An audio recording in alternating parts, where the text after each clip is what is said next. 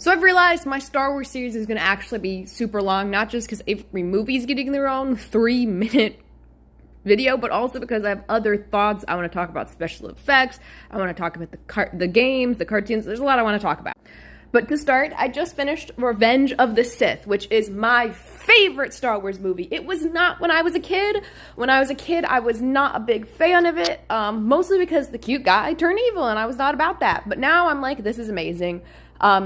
It's also one of my brother's favorites. Me and him can both quote the scene when Padme lands on Mustafar, and from there until Obi-Wan walks away with the lightsaber. It's a long scene.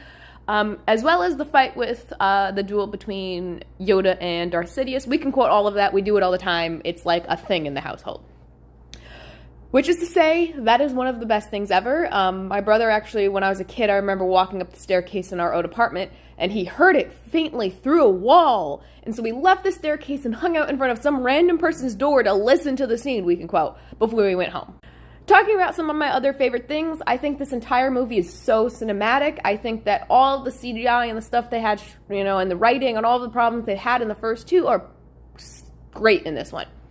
Every now and then you have a clunky piece of dialogue, but it's very quotable, it's very referenceable, it's very well done. I really like how they show how Anakin's fall from the light side is portrayed here.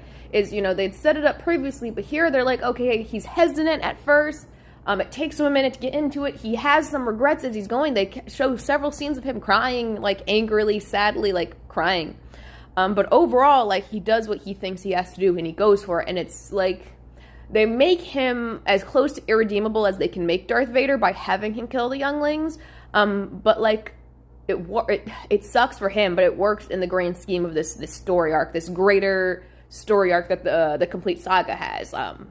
It's a little different when you add the sequels in, but this story arc still works. Any special edits that were made after its release are not noticeable in the Disney Plus edition of this one, which is good. Unlike some of the other variations and some of the other movies, this one you don't really notice much. The one gripe I have with this one is its special features, actually. It has some of the best, but Padme isn't in this very much, and she isn't as powerful of a character because her story arc, where she helps found the rebellion, is cut, and so it's only available in deleted scenes. I'd give them a watch if you haven't. So that is one of the things that's missing is the strong Padme arc.